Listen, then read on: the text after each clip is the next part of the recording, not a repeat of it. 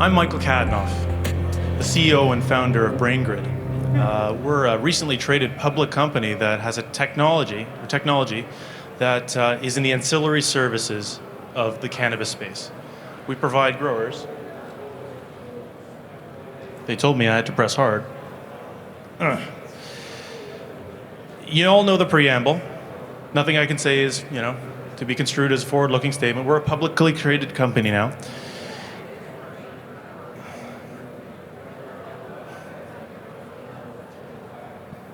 But before I get into the content here, I just want to take a moment and just remind everybody of a really great movie. Everybody remember The Matrix?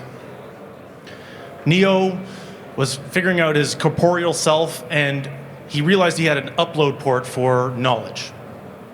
And he said, I know Kung Fu, in like 3 seconds flat. That was a pretty remarkable experience because that takes years of training, of course. But he got to the end result. He got to the knowledge. It wasn't data he got. So inside of cannabis, inside of what we do with our technology, we know that cannabis producers are losing money. And in typical style, we've removed the names of the so-and-sos that are affected. But it's avoidable. It's avoidable, and it's a shame because it is material for the losses that they face. We see results in their facilities that look a lot like this, where they're scrapping entire crops, millions of dollars, millions. And what's sad about this is that the question often happens about what happened? What's happening? Why me? Where did I go wrong? Not every grower, but most. So what is Braingrid? Braingrid is a precision agricultural platform. We have everything from a hardware piece, a Centroller, a little white box about this big, that connects to any sensor, any system, is a data acquisition tool for the entire facility. All the way through securely to beautiful dashboards, alarms, reports, etc., to give you, the grower, the oversight that you need to run your facility well.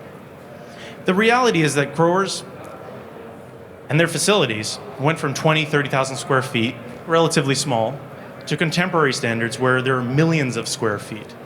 And the growers know what they're doing. The challenge is they can't be everywhere. They can't be a physicist. They can't be a sensor expert. They can't be a team leader. They can't also be a great grower in 1 million square feet now. That's a proposition that's just too difficult to bear. And the results speak for themselves. Crop losses, risks, operational overhead, too much touch time.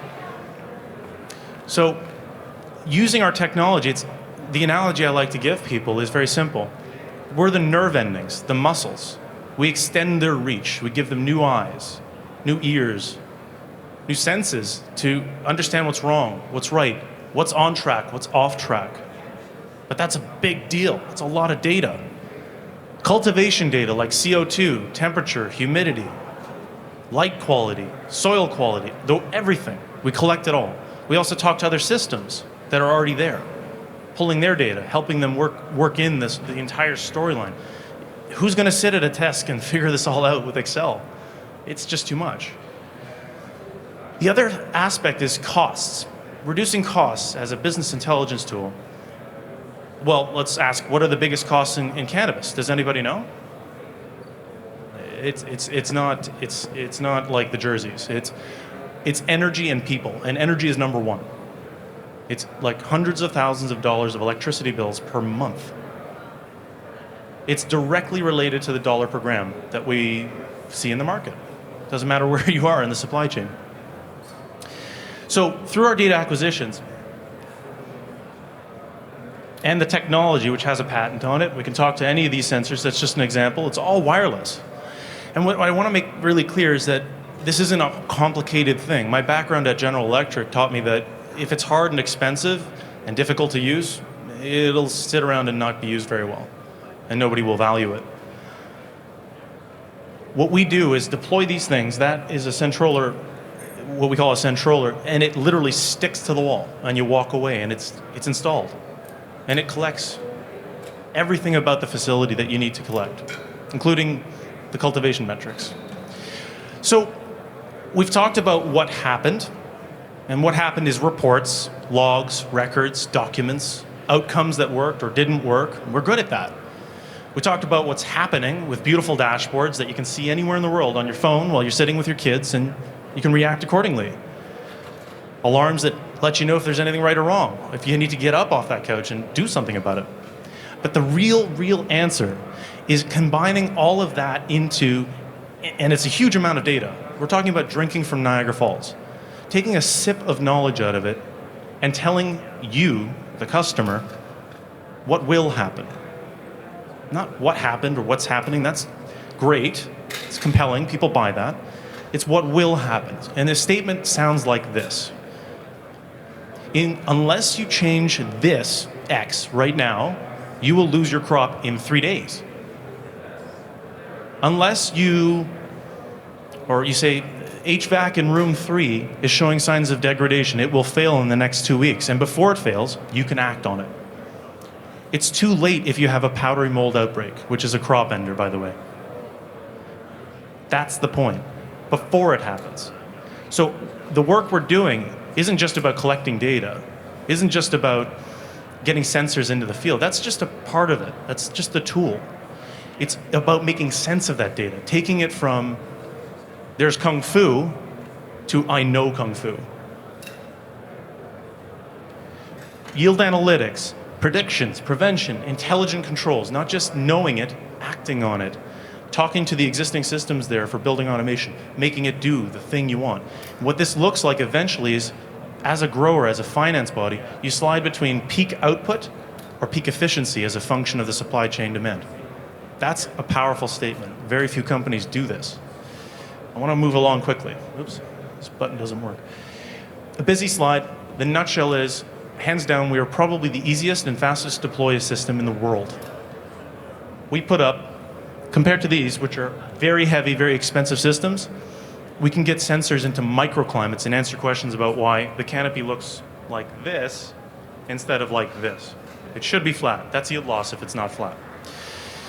An example of why we're differentiated is with our customer. We deployed a Centroller S, which is a self-powered device. We deployed 50 devices with over 120 continuous data streams in 110,000 square feet with no skilled trades in a day. Nobody does that. That's hard to do.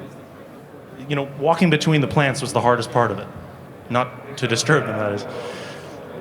We've had a long history in cannabis. 2016, we started out mid-2016, and we've grown with it. We're in the States now, we're on the West Coast. We're not purely cannabis, agriculture. If you can grow cannabis well, efficiently, consistently, you can grow food well. And food scarcity is something I'm very passionate about as well. We all should be, frankly. Our relationships in the industry also allow us to reach greater coverage. What I want to make clear is that we have commercial growing, medicinal growing, as well as micro growing. We can go from 3,000 square feet, a very small facility, to millions of square feet. Indoor, outdoor, minus 30 degrees, doesn't matter. As I said, environmental analytics. That's turning data into knowledge. What worked, what didn't work, and why. Wexus is a company out in the States doing energy management. There's law around where you grab water and electricity from. You can't just grow without considering how much it takes from the planet. That's law in California. Control and automation, not just knowing it or sensing it, but acting on it with authority. Growers, farmers, finance bodies get the ability to say, I agree, or no, I don't want to do that recommendation. Many customer sites active, and many more with licensing agreements. A lot of companies, now that we're public, are approaching us because they see us as the answer to figuring out what all this data means. It's so much data, and nobody has the time to sift through it. That's our MO. You know me, Doug Harris, our CFO. Ken Kadonoff is our deal junkie and integration specialist. And Rose, I'll leave it there. It's a stellar team. We're sitting at about 20 people now, and we're in the Toronto area, I should make that clear. What's cool about this is that we're a public company with about 20 people, and this board is 4 independent people. 4 independent board members with cannabis cultivation experience in public markets, all the way to technology, direct technology. Very high-tech individuals, very, very competent team. We have 47.3 million shares outstanding. We went public about a month ago, sitting at about $8 million of market cap now. About 55% of that is the float, so it's movable. We did 2 raises in last year, and you can see the units there, 20 cents per unit and 40 cents per unit, respectively. We had a 3-point amalgamation that took us to public through a shell. If you have any questions about this, it's a lot of talking. We can talk about it at the booth. I'd be happy to talk. Comparables, let me be clear. Ancillary service companies, cannabis ones, are far and few between, especially if they're public. We do a lot more than most companies. But just to give some perspective, these are some of the comparables, which may be hard to read, I apologize. But bar none, I don't know if you can see it, it says 34 million to 19 million on the average. We're sitting at 8 million on market cap. So we're about 2 times our raise in terms of market cap. I don't know if that's clear. Okay. In summary, Braingrid is now today a cannabis cultivation-focused business. We touch all aspects of the facility to reduce cost, touch time, grief, and improve the business operations through the use of technology like ours. We're developing amazing strategic relationships, one of which we announced yesterday with a QMS company. That's where we take their data and our data and then further expand on what's possible, what worked, and why. AI and data science. I'm over. That's what that beeping is. I'll wrap it up. But just like there's a buy or sell signal for your stocks, there's a crop risk signal, or there's an operational risk signal. Signatures around data science, not opinion. Thank you so much for your time. And if you have any questions, Braingrid, bright yellow booth, we're just over there, 308.